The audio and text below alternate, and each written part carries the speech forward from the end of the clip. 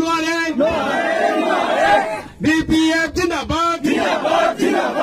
হাগ্ৰামা মহিলা ইনচাৰ্জ জিন্দাবাদ ধন্যবাদ কৰি চৰকাৰটো বনালে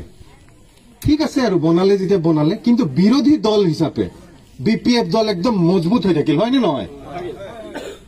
হাগ্ৰামা মহিলাৰী শক্তিশালী হৈ থাকিল আৰু যে তেওঁ ইমান শক্তিশালী বিৰোধী হ'ব পাৰিলে তাতে কিন্তু মুছলমান আৰু সংখ্যালঘু ৰাইজৰ ভূমিকা বহুত আছে হয়নে নহয় BPF দলে 4টা MLA পঠাব পাৰিলে তাতে আমাৰ সংখ্যালঘু ৰাইজৰ ভূমিকা একদম বহুত আছিল আৰু তাৰ কাৰণে BPF দলটো আমাৰ দল দাদাই কৈছিল এটা কথা এটো মই অলপ অপোজ কৰি ফেলে কৈছো যে এই মুখপাত্ৰ যেতিয়া হও মুখপাত্ৰ মানে মই দলৰ হৈ কথা ক'ব পাৰো এই পজিশনটো যদি দিয়া যায় মই দলৰ হৈ UPPLত দেখাকচোন এজন মুখপাত্ৰ মাইনৰিটিৰ আছে নেকি কোনবাই আহি এনেকে ওপেনলি ক'ব পাৰে দলীয় নীতি নিৰ্দেশনা ওপেনলি ক'ব পাৰে নেকি মই আজি আপোনালোকক কম UPPL দলৰ ৰাজনীতি আৰু BJP দলৰ ৰাজনীতি বৰ্তমান যিজন দিছপুৰত যে বহি আছে চাণক্য চিনিটো পাইছে নাম কম নেকি নকলেও চলে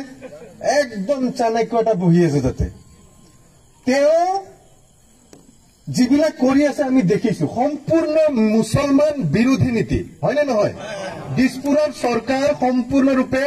মুছলমান বিৰোধী আৰু সেই চৰকাৰৰ ভাগিদাৰ প্ৰমোদ বড়ো হয়নে নহয় কেন্দ্ৰৰ চৰকাৰ সম্পূৰ্ণৰূপে মুছলমান বিৰোধী আৰু সেই চৰকাৰৰ ভাগিদাৰ প্ৰমোদ বড়ো হয়নে নহয় এতিয়া মোদী চৰকাৰত প্ৰমোদ বড়োৰ MP নাই জানো আমাৰ MP জয়ন্ত বসুমতাৰী তেওঁ এতিয়া তাতে ভাগিদাৰ হৈ থকা নাই জানো এনেকুৱা এটা পৰিস্থিতিত আৰু এই BTCত প্ৰত্যুত্তৰ দিব লাগিব সোনাপুৰত কি হৈছে আপোনালোকে দেখিছে মনত আছে এতিয়া হৈ আছে কিন্তু 2 দিন আগতে ধলপুৰত ৰাজিবুল হোসেন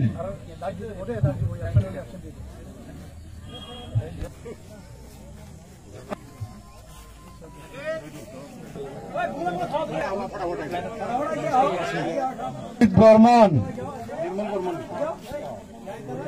মিজানুৰ ৰহমান